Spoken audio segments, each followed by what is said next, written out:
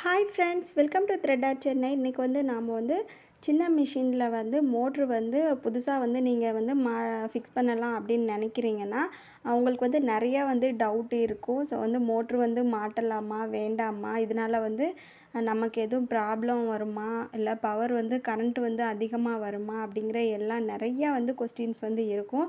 So உங்களை மாதிரி தான் எனக்கும் நிறையா கொஸ்டின்ஸ் இருந்தது. இப்போ பார்த்தோம்னா நான் என்னுடைய மிஷின் மெரிட் மிஷின் சின்ன மிஷின் இதில் புதுசாக மோட்ரு மாட்டியிருக்கேன். இதில் எப்படி நம்ம ஒர்க் ஆகுது அண்ட் பெடல் மிஷினுக்கும் இந்த மோட்ரு நம்ம ஃபிக்ஸ் பண்ணதுக்கப்புறமா நமக்கு எப்படி இருக்குது அப்படிங்கிறது எல்லா டீட்டெயில்ஸும் உங்ககிட்ட ஷேர் பண்ணியிருக்கேன். இப்போ பார்த்தோம்னா இந்த மிஷின் நான் ஒரு 6 இயர்ஸாக பெடல் தான் யூஸ் பண்ணிக்கிட்டு இருந்தேன். இது வரைக்கும் நான் இதை சர்வீஸுன்னு இந்த மிஷினுக்கு எந்த ஒரு இதுவுமே பண்ணதே கிடையாது. சின்ன சின்ன ஃபால்ட் வரும். ஸோ அதை நானே சரி பண்ணிவிட்டு ஸ்டிச் பண்ணிக்கிட்டு இருந்தேன். இப்போ ஒரு 1 வீக் முன்னாடி தான் கொஞ்சம் எனக்கு ஸ்டிச்சிங் ரொம்ப ப்ராப்ளமாக இருந்துச்சு. அதனால் சரி ஓகே 6 இயர்ஸ் ஆயிடுச்சு, ஃபுல்லாக நம்ம சர்வீஸ் கொடுக்கலாம் அப்படின்னு சொல்லி கொடுத்துருந்தேன். அப்போ தான் சில பொருளெல்லாம் டேமேஜ் ஆகிருக்கு, புதுசாக மாற்றணும்னு சொன்னாங்க. சரி ஓகேன்னு சொல்லிவிட்டு அதுக்கப்புறமா பார்த்தோம்னா நான் மோட்ரு மாட்டலாமா அப்படின்னு அவங்கக்கிட்டே கேட்டேன். ஓகே மேம் மாட்டலாம் அப்படின்னாங்க. பவர் கரண்ட் பில் அதிகமாக வருமோ அப்படின்னு. இல்லை அதெல்லாம் இல்லை, நார்மலாக வரும்னு சொல்லியிருக்காங்க.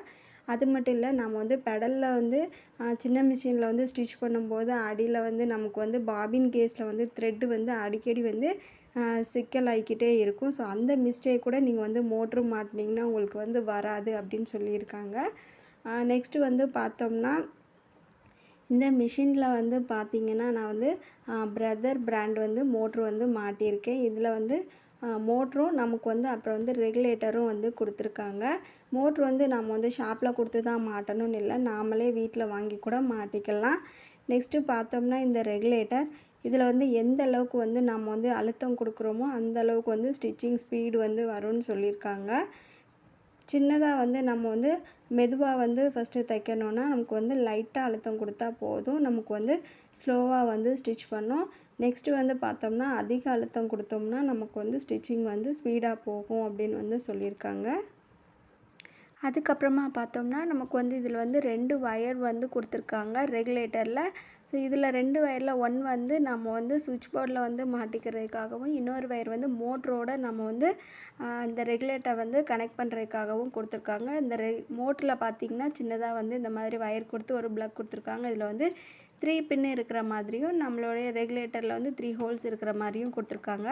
இந்த 2 வயரையுமே நாம் ஜாயின் பண்ணிக்கணும். நெக்ஸ்ட்டு பார்த்தோம்னா நம்ம நார்மல் பெல்ட்டை ரிமூவ் பண்ணிவிட்டு மோட்ருக்கும் நம்மளுடைய அந்த மேலே இருக்கிற வீலுக்கும் சேர்ந்த மாதிரி ஒரு சின்ன பெல்ட் கொடுத்துருக்காங்க. நீங்கள் ஸ்டிச் பண்ணிக்கிட்டு இருக்கும்போதே பவர் கட் ஆனால் கூட இந்த பெல்ட்டை ரிமூவ் பண்ணிவிட்டு நம்ம பெடல் பெல்ட்டை கூட போட்டுட்டு நார்மலாக நம்ம பெடலில் கூட ஸ்டிச் பண்ணிக்கலாம்.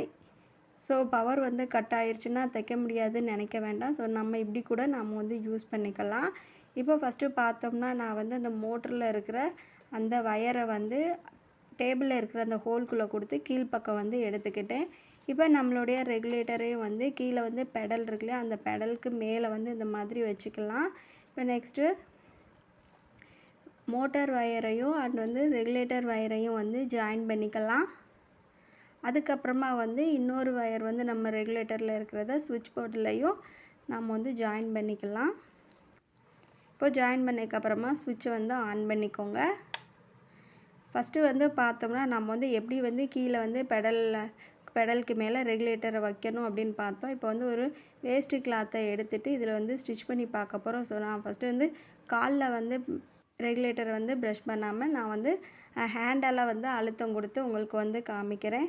இப்போ ஃபஸ்ட்டு பார்த்தோம்னா நம்ம த்ரெட்டெல்லாம் நார்மலாக எப்பயும் போடுற மாதிரி போட்டுட்டு அதுக்கப்புறமா இப்போ பாருங்கள் லைட்டாக நான் அழுத்தம் கொடுக்குறேன். ஸோ ஸ்லோவாக தைக்கும். ஃபஸ்ட் டைம் நானுமே இப்போ தான் ஃபஸ்ட் டைம் ட்ரை பண்ணுறேன். இப்போ லைட்டாக அழுத்தம் கொடுத்து பார்க்கலாம். இப்போ பார்த்திங்கனாலே உங்களுக்கு தெரியும் ஸ்டிச்சிங் எவ்வளோ ஸ்லோவாக பண்ணுது அப்படின்னு பார்க்குறோம். ரெகுலேட்டர் நீங்கள் யூஸ் பண்ணும்போது 2 கால்லையுமே நீங்கள் வந்து ப்ராக்டிஸ் பண்ணிக்கோங்க. அப்போ தான் வந்து உங்களுக்கு வந்து எந்த ஒரு ப்ராப்ளமும் லெக்கில் வந்து வராமல் இருக்கும். இப்போ கொஞ்சம் வந்து ஸ்பீடாக வந்து கொஞ்சம் ஹெவியாக வந்து அழுத்தம் கொடுத்து பார்க்கலாம். இப்போ நல்லா வந்து நான் கொஞ்சம் அதிகமாக வந்து அழுத்தம் கொடுக்குறேன். இப்போ பாருங்கள் நல்லா ஸ்பீடாக வந்து நமக்கு வந்து ஸ்டிச் வந்து விழுகுது. ஹேண்டில் வந்து நான் அழுத்தம் கொடுக்கும்போது கொஞ்சம் வந்து ஈஸியாக தான் இருந்துச்சு.